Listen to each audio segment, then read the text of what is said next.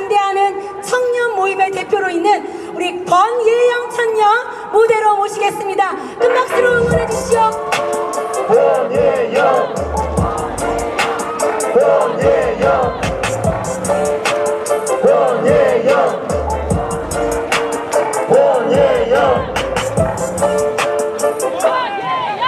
안녕하십니까. 탄핵을 반대하는 청년 모임의 대표 권예영입니다. 반갑습니다. 저는 오늘 여러분들과 한 가지 말씀을 나누고 싶어서 이 연단에 섰습니다. 제가 말씀 본문을 읽겠습니다.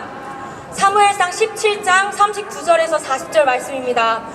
다윗이 칼을 군복 위에 차고는 익숙하지 못함으로 시험적으로 걸어보다가 사울에게 말하되 익숙하지 못하니 이것을 입고 가지 못하겠나이다 하고 곧 벗고 손에 막대기를 가지고 시내에서 매끄러운 돌 5을 골라서 자기 목자의 제구 곧 주머니에 넣고 손에 물매를 가지고 블레셋 사람에게로 나아가니라. 아멘. 열왕기상에 보면 골리앗이 40줄을 몸을 드러내면서 하나님의 군대를 모욕하는 장면이 나옵니다.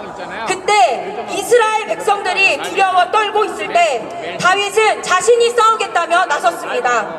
사울이 다윗에게 칼이 없기 때문에 자신의 갑옷을 입고 자신의 창과 방패를 가지고 나아가라 하지만 다윗은 그것이 몸에 맞지 않기 때문에 자신이 원래 가지고 싸웠던 물맷돌을 가지고 나가겠다고 말합니다. 그가 작은 물맷돌을 던졌을 때 고작 작은 물맷돌로 골리앗이 쓰러졌습니다. 물맷돌은 어떤 건가요? 매우 작습니다. 골리앗의 거대한 칼에 비하면 초라하기 그지 없습니다. 그런데 이렇게 하찮아 보이고 발에 채이는 돌일지라도 하나님께서 역사하시면 골리앗을 쓰러뜨릴 줄 믿습니다. 맞습니다. 그 물맷돌은 다윗에게 그냥 돌이 아니었습니다. 하나님과의 스토리가 담겨있던 돌이었습니다.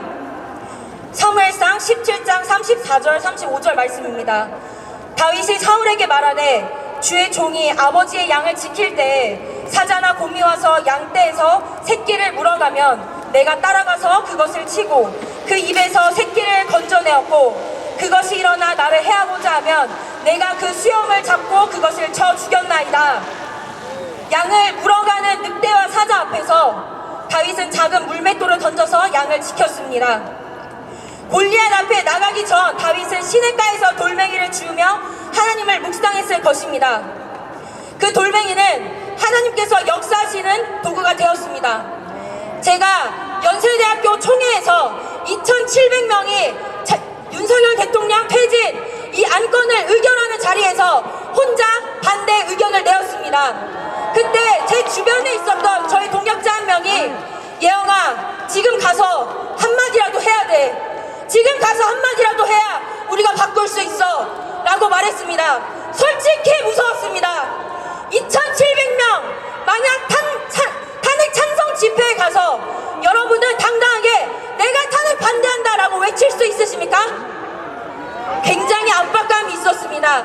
하지만 저에게 가서 한마디라도 해야 돼 라고 말하는 그 동역자의 말에 하나님이 나에게 하시는 말처럼 순종하여 나아갔을 때 제가 던진 그 말 한마디로 어제 연세대학교에서 우리나라 최초 대학교로 윤석열 대통령 탄핵 반대 시국선언이 이루어졌습니다. 이 물결이 계속 이어질 것을 믿음으로 선포합니다. 대학생들에게 도전합니다. 작은 물맷돌 나의 말 한마디 나의 용기 한 번으로 이 나라를 바꿀 수 있습니다.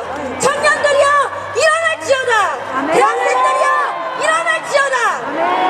감사합니다. 네, 우리 권혜영 청년에게 응원의 박수 부탁드리겠습니다.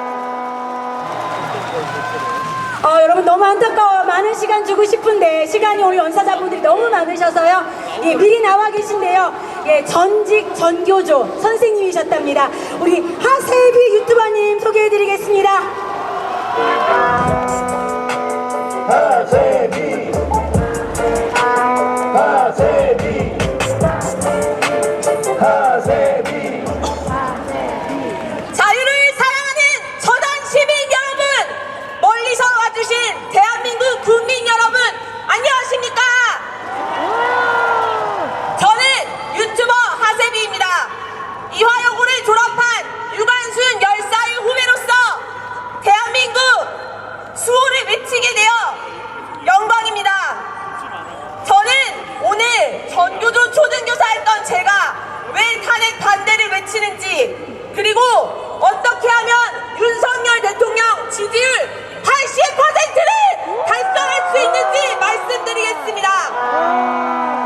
저는 초등교사가 되기 전 미국, 캐나다, 독일에서 외국인 노동자로 살았습니다. 정치에는 관심이 없었습니다.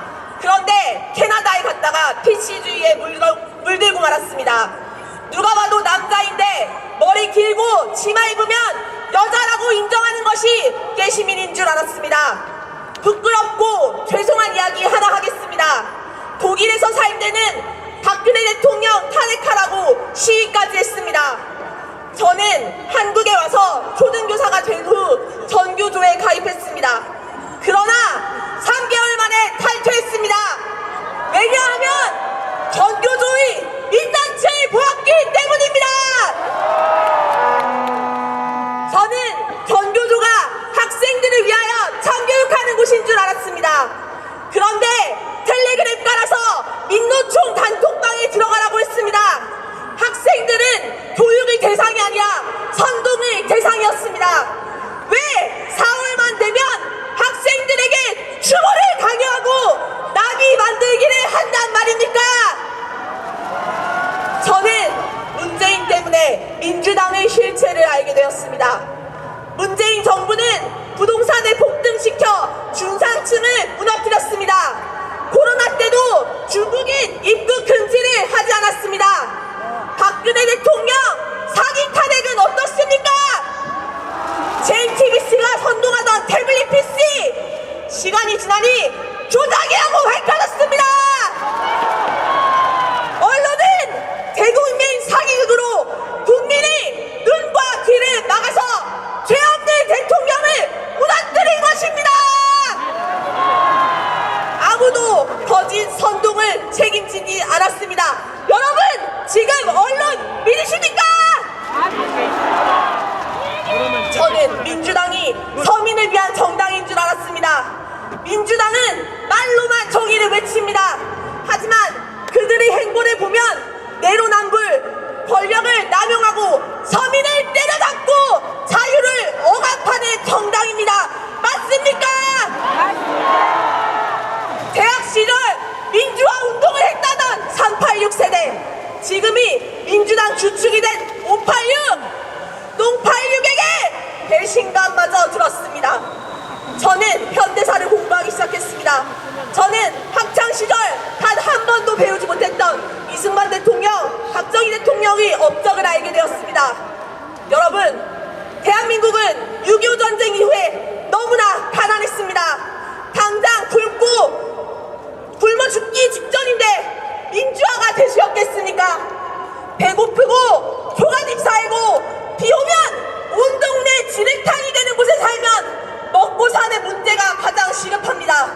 가난한 후진국 대한민국을 잘 살게 만든 건 박정희 대통령입니다. 동의하십니까? 맞습니다. 어린 학생들이 걱정됩니다. 초등학교 사회교과서 심각합니다. 현대사만 6학년에 따로 빼서 가르칩니다. 이승만과 박정희 대통령을 악마라고 가르칩니다. 자랑스러운 대한민국의 역사는 어디서 배울 수 있단 말입니까? 저는 교사를 그만두고 강연가, 인스타 인플루언서가 되었습니다. 먹고 살기 바빠서 정치 뉴스에 관심 끄고 살았습니다. 그러다가 계엄령이 터지고서야 민주당의 입법 독재를 알고 경악했습니다. 저는 12월 첫째 주부터 탄핵 반대 집회에 나갔지만 대외적으로는 침묵했습니다. 진실을 알리고 싶었지만 원팔할까봐 몸을 사렸습니다.